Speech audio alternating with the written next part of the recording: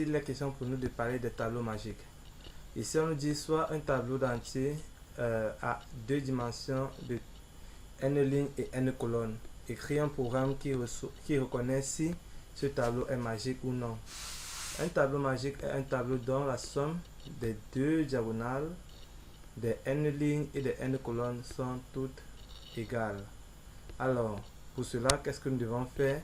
Déjà, ce qu'il faut savoir, c'est, bon, ici, j'ai importé ma bibliothèque stdio, j'ai mes n lignes et n colonnes. Et donc, ici, je vais passer d'abord par une petite explication. Ok, supposons que j'ai par exemple une matrice comme ceci. Donc, 1, 2, 3, 4, 5.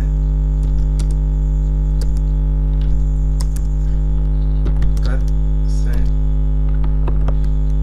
7, 1, 2, 1, 6, 9, 1, 4, 0, 5, 2, 1, 1, 5,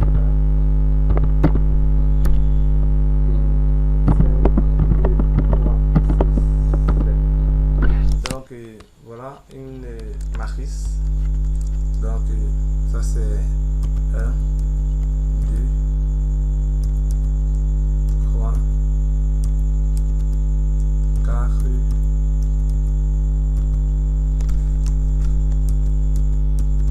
5.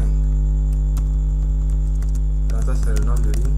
Le nombre de colonnes, nous avons première ligne, deuxième, troisième, quatrième et cinquième. Ok, donc une diagonale à ceci c'est quoi? C'est 5, 1, 5, 9, 1 et 7. Donc nous avons une première diagonale comme vous pouvez le voir là.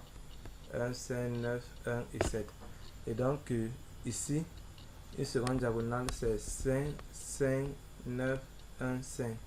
Donc ceci c'est une diagonale et ceci encore c'est une diagonale. Si savait que la diagonale ci et la diagonale ci sont égaux en somme, alors on va dire que cette matrice ou ce tableau est un tableau magique. Et dans le cas concret, non. Alors, déjà pour représenter ceci, cette matrice-ci, elle est encore l'équivalente de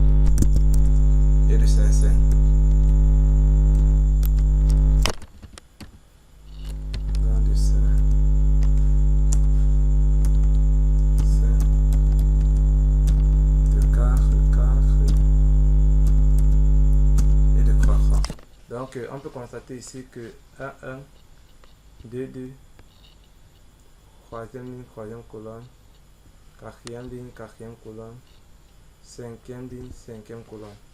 Donc ça c'est pour cette matrice. Et pour cette matrice, nous avons quoi?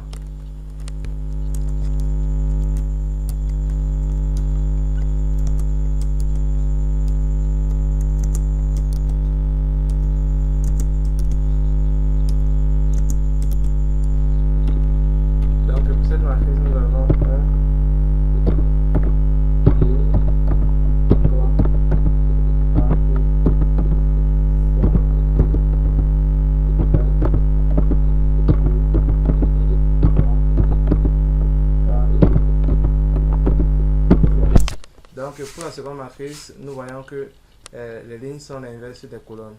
Donc ici nous avons première ligne et cinquième colonne. Première ligne, cinquième colonne. Ici nous avons deuxième ligne et quatrième colonne. Deuxième ligne, quatrième colonne. Ici nous avons troisième ligne, troisième colonne. Ici nous avons quatrième ligne et deuxième colonne. Ici cinquième ligne, cinquième, première colonne. Alors qu'est-ce que nous retenons? Nous retenons que si la somme cette matrice est équivalente à celle-ci, alors nous avons forcément une matrice, un tableau magique. Et dans le cas concret, non. Et donc, déjà, ce que nous pouvons remarquer comme petite remarque, c'est que ici, les I et les J sont équivalents. Donc, I est égal à J. Dans ce cas, I est égal à J. On peut tout simplement se référer à la fonction des matrices uniques. Donc, lorsque la diagonale est unique, on se concentrait avec les I est égal à J.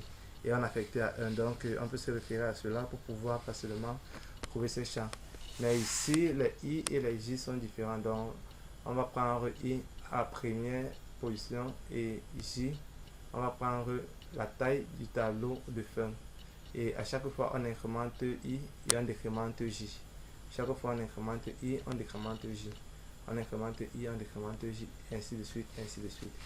Ok, pour ne pas être long, ce que je vais faire, je vais me servir déjà des algorithmes que nous avons eu à écrire précédemment. Comme vous pouvez le voir ici, je vais donc, ici il s'agissait de la matrice unité, je vais donc copier ce code et par la suite, ici, ils avaient aussi quoi? Il y avait pour I allant de 0, I inférieur à la taille du tableau, I plus, voilà. Donc, ça c'était pour l'affichage. Et ça, c'est pour le truc. Donc, ceci va m'aider en tout. Ça, c'est pour l'affichage d'une matrice. Et ceci, c'est pour la déclaration. Donc, CTRL ici. Et ici, je vais tout simplement la coller là. CTRL V. Donc, dans un premier temps, qu'est-ce que nous avons? Ici, on déclare notre matrice de taille NN. Donc, ici, chez nous, c'est N grand N. Grand N. Ok. Par la suite, on parcourt notre matrice de taille N sur les I et les J. Et ici, qu'est-ce qu'on va faire? Bon, ici, si on n'a pas besoin de else, ici, à ce niveau, on va créer une fonction, une somme S1 qui va être égal à 0 et une somme S2. Voilà.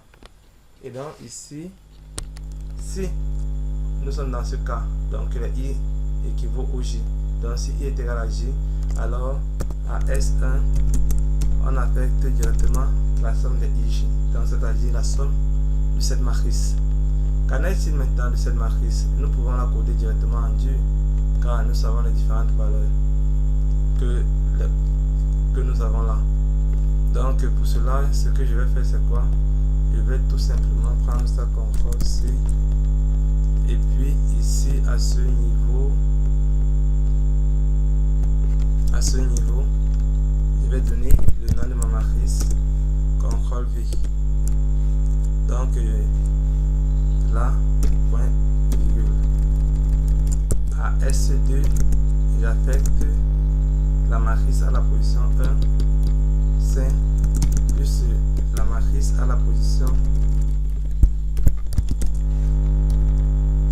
On incrémente les I à 2 et on décrémente les J 2. Plus la matrice à la position.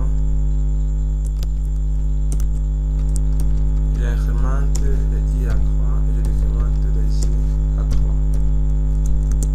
Plus la matrice. J'incrémente les I à plus 1 et je décrémente les J à moins 1. Plus la matrice à la position.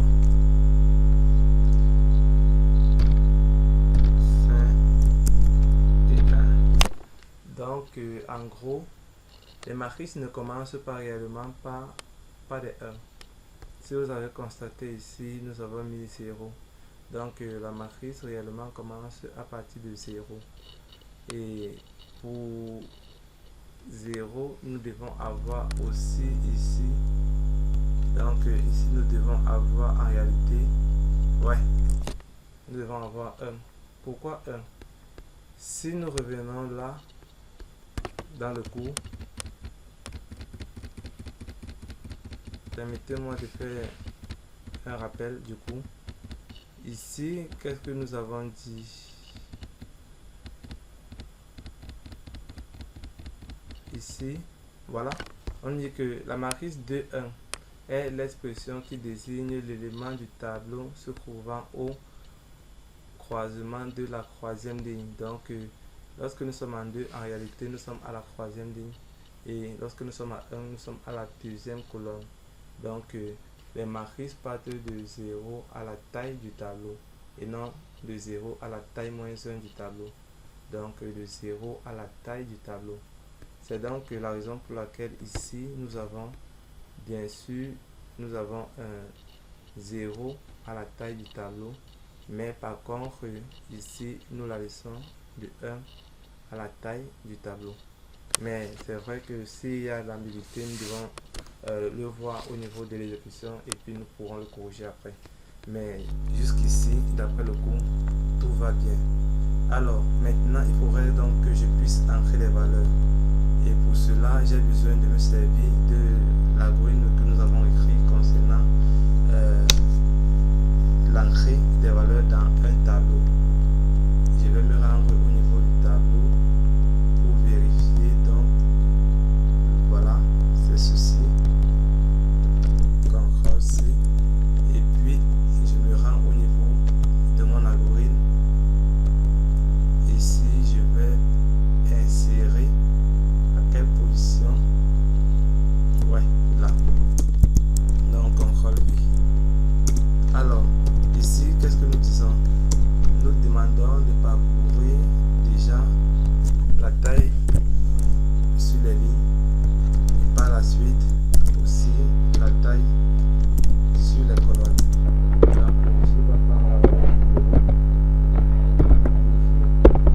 Inférieur à n, on va incrémenter ici et par la suite, qu'est-ce que nous devons faire? Nous devons demander à l'utilisateur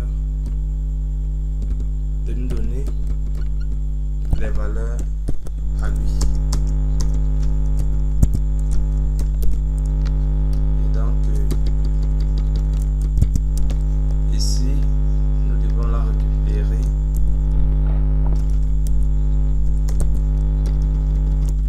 dans une matrice.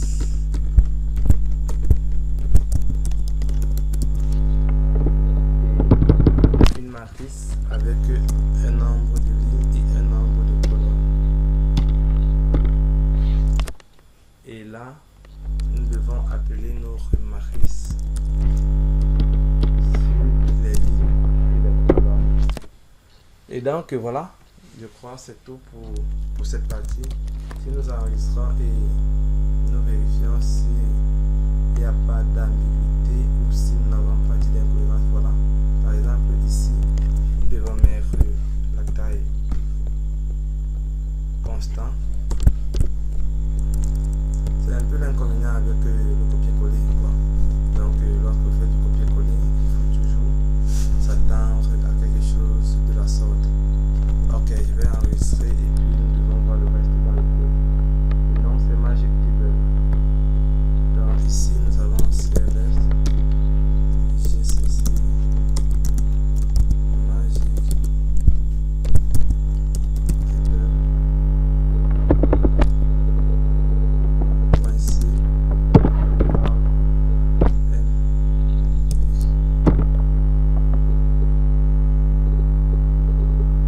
Alors, il va me dire que tout c'est bien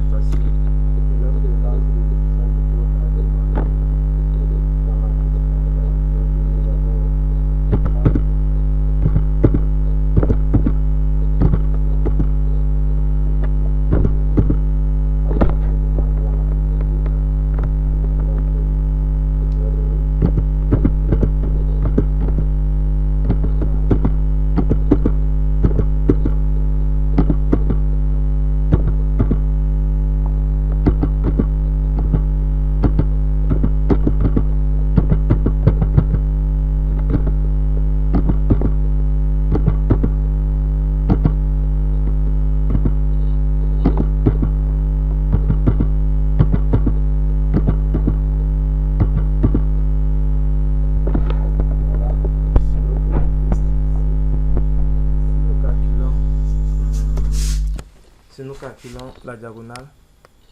Voici notre diagonale. Et si nous calculons celle-ci, alors qu'est-ce qui va se passer? Affichons un peu ce qui va se passer par la suite. Donc ici, je vais afficher. Donc print.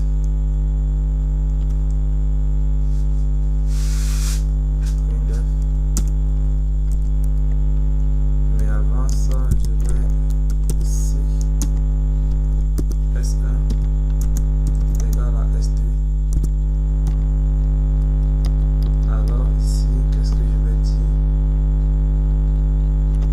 CTRL X.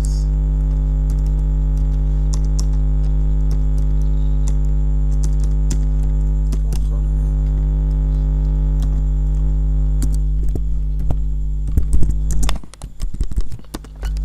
Et là,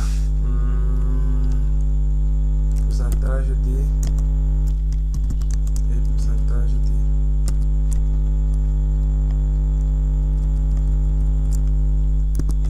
S1. Bon, il va appeler ça diagonale 1. Donc diagonale 1 et diagonale 2 égale S1 et S2. Et là, je peux afficher mon message tableau magique.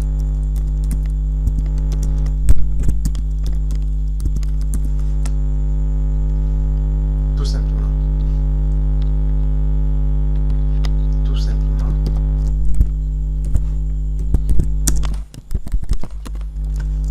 Et qu'est-ce qui se passe dans le cas concret, dans le else? Donc, il y aurait besoin de ces deux-ci. CTRL C. Dans le else. CTRL V. Tableau. Votre tableau n'est pas magique. Votre tableau n'est pas magique. Donc voilà. CTRL S. Et là, CLS.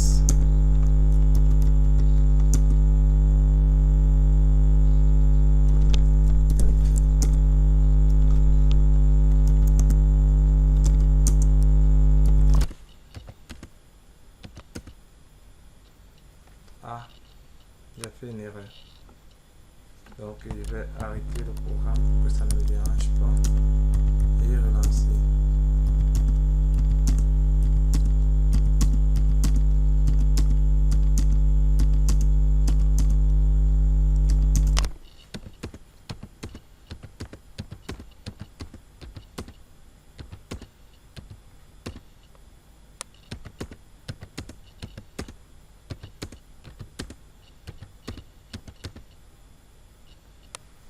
Ok, ici on me dit que le tableau n'est pas magique, mais sauf que si je vérifie 7 plus 4 plus 7 ça me donne 11, ça me donne 11, ça me fait 22, plus 1 ça me fait 23. Et ici si je vérifie, ça me donne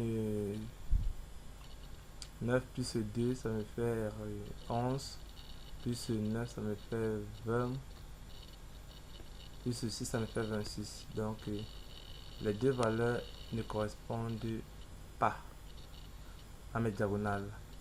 Donc ce qui fait que nous devons rentrer à ce niveau. Attendez. Les deux ou une seule. Normalement celle-ci devait donner. Nous avons combien? Nous avons 14, 15, 19 et 23.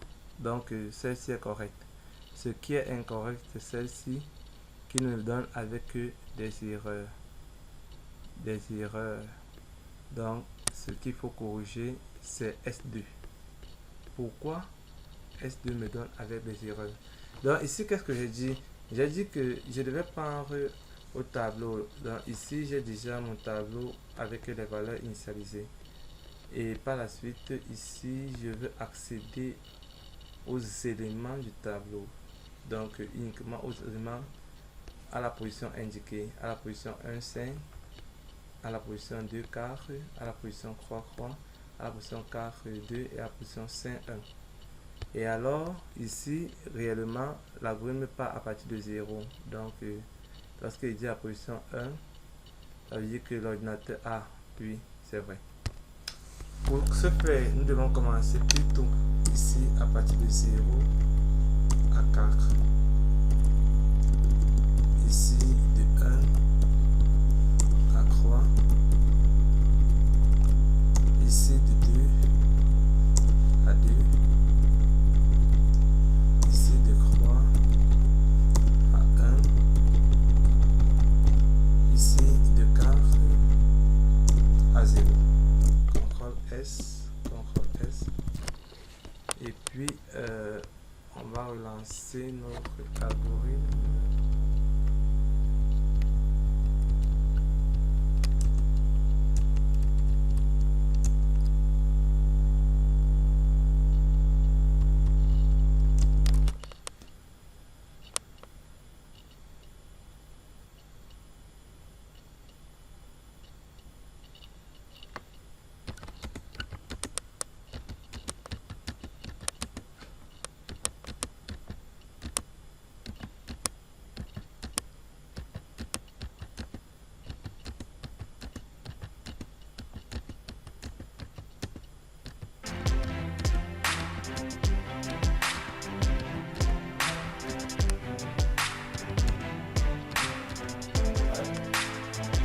Ok, le tableau n'est pas magique.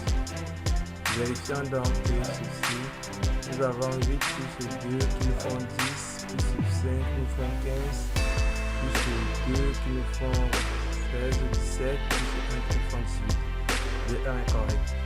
D2 maintenant, nous avons 9 plus 1 qui nous font 10, plus 2 qui nous font 12, plus 11 qui nous font 23. D2 est correct. Donc ça veut dire que notre algorithme marche parfaitement. Et alors, essayons un peu de mettre les valeurs pour lesquelles nous aurons un tableau magique. Je vais relancer pour ce faire et mettre toutes les valeurs à 1. Donc, je vais réfléchir d'avoir un tableau magique. Je vais mettre toutes les valeurs à